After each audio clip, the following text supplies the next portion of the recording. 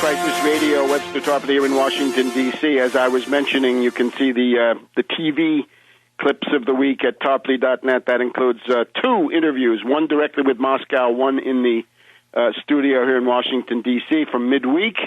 Those are there. There will be an Arabic one. We're hoping to start an Arabic page on tarpley.net if that clip becomes available. And also last Sunday night I was on Press TV of Tehran, Iran, with a line which is quite different from that of the Iranian government. Very interesting contrast there, but we'll talk about that maybe another time. Right now, we had Admiral Stavridis, the commander of NATO, the SACEUR, testifying to the Senate Armed Services Committee, saying we have flickers of the presence of Al-Qaeda, flickers. And Hillary Clinton said, we have no 100% insight into who the rebels are. Well, these two officials should be immediately fired or immediately resign. In shame, they should probably find a way to check into a hospital like the Japanese guy from the Tokyo Electric Company has just done, out of shame for their incompetence and the humiliation they visited on themselves and their families.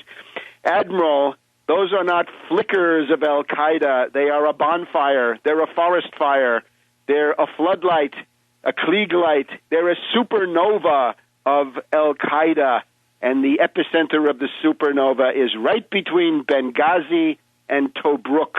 It's in the city of Darna, the terrorist capital of the world, based on a U.S. government study. But not even, you have to look, you can look at your West Point study, that is to say from the Combating Terrorism Center of the Department of Social Sciences, U.S. Military Academy, West Point, New York, on the Hudson, in December of 2007. We'll get into that study in just a second. We've talked about it before. But now, last Saturday, we had the following. You pick up the London Daily Telegraph last Saturday morning, and they give you the basic facts in perfectly good English of what's going on with these terrorists. And it's an article that is based on the original investigative reporting of an Italian newspaper, Il Sole 24 Ore. And it's written Il Sole 24 Ore. It means the sun 24 hours. It's the main Italian business newspaper. It's kind of like the Wall Street Journal of the Milan stock market and the northern Italian industrial complex. So what did they do? Il Sole 24 Ore sent a reporter to Darna to interview the commander of that city, the top rebel honcho in one of the key towns of the rebellion. And they picked him because he had been denounced by the Libyan foreign ministry as a former inmate of the Guantanamo Bay concentration camp who had set himself up as the emir of Darna and was now carrying out mass executions. Yes.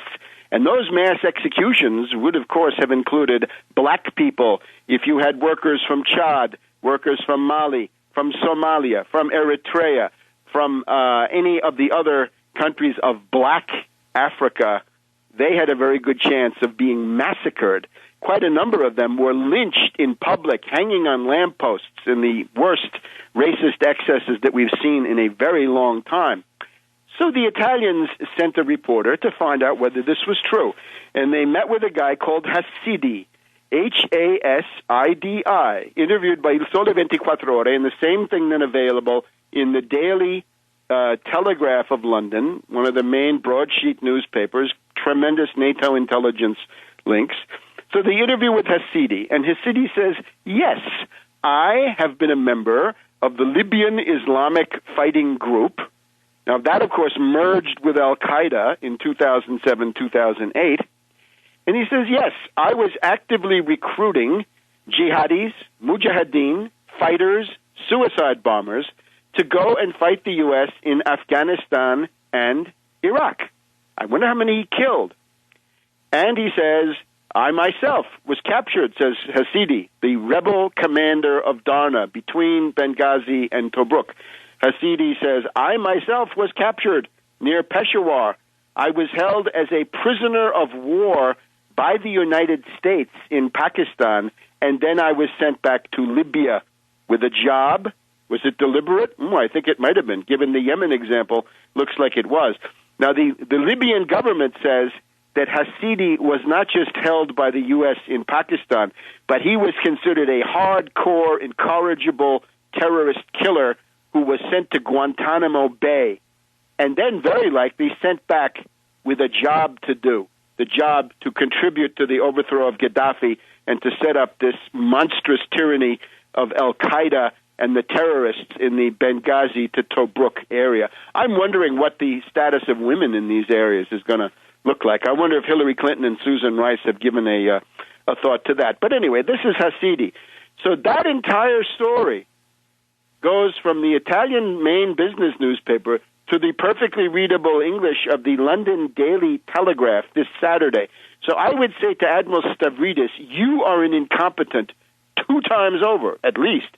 First is, if you want to know who's leading the rebellion, look in the annals of your own prisoner of war records.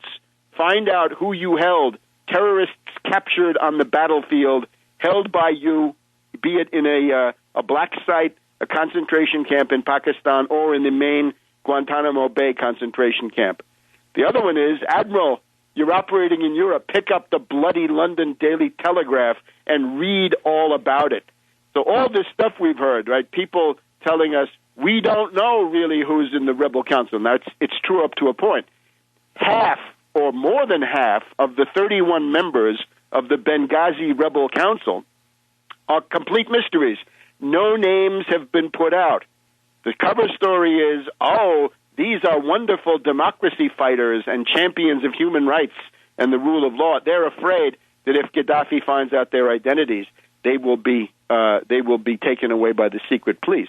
No, I say, because they're members of al-Qaeda. They're known international terrorists. They probably have Interpol warrants. They have criminal records. They have all sorts of interesting stories in their past. Now, it's interesting. Instead of focusing on the obvious terrorist connections of the Libyan rebels, we are hearing again and again this story about Lockerbie in Scotland. This is complete baloney. And a lot of the people who are opportunistically putting this story out right now know better. The story seems to go like this. It was always known that the main people doing the Lockerbie, Scotland bombing of the Pan Am plane in the late 80s were from Syria. There was a ring of drug dealers in Syria. The name that you find most often on the Internet accounts, of course, is Monzer el-Qassar, that he was somehow the kingpin of this operation. Well, anyways, from Syria. And why? Well, one of the stories about that is that there was a Defense Intelligence Agency investigative team on that flight who had been looking into CIA, that is to say, Central Intelligence Agency drug smuggling in the Bekaa Valley, and they had to be eliminated. So it was the CIA who blew up the plane with the help of Syria, and the stuff with Gaddafi was a complete frame-up. And we will be back on World Crisis Radio.